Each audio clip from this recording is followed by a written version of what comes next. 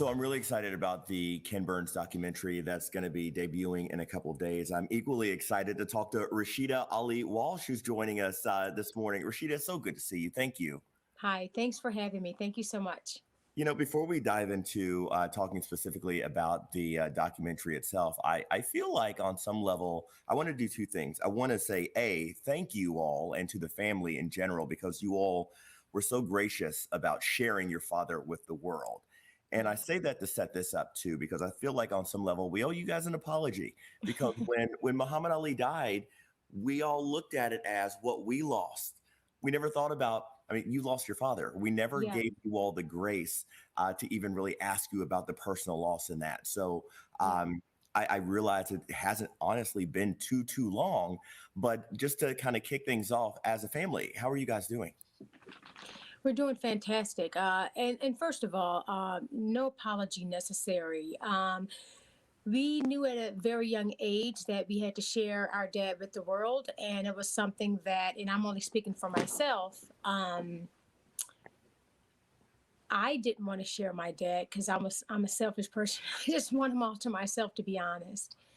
But you kind of accept the fact, and with age and wisdom, I started to become a little bit more giving with of my dad, because I understand that he is everybody's father. He's everybody's brother, uncle, confidant, spiritual advisor.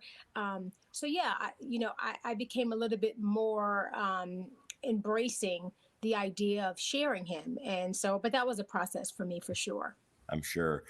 The documentary itself, let's dive into it. Why is it important to you for people to watch this? You know, I would have to share a text that I sent to Ken after I saw the four parts, because it was just so moving, and it really did encompass my dad's true spirit of who he truly was, and who he continues to be for so many others. And so I I basically told Ken, after experiencing the series, I really did experience all of my emotions. It was sadness and excitement and laughter and anxiety, and you know I, I'm I was sincerely blown away, because I think the whole entire series captured my dad's essence. He was imperfect, that we know, but he was a very sincere brother, husband, father, friend, grandfather, but he was always evolving into a better man.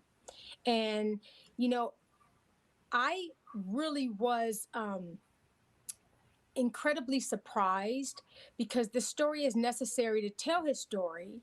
Um, but more importantly, to our African American story. The complete story will introduce him to, hopefully, a whole new generation of brave people who will continue to use his six core principles throughout their lives to make a change and difference in their lives and in their communities.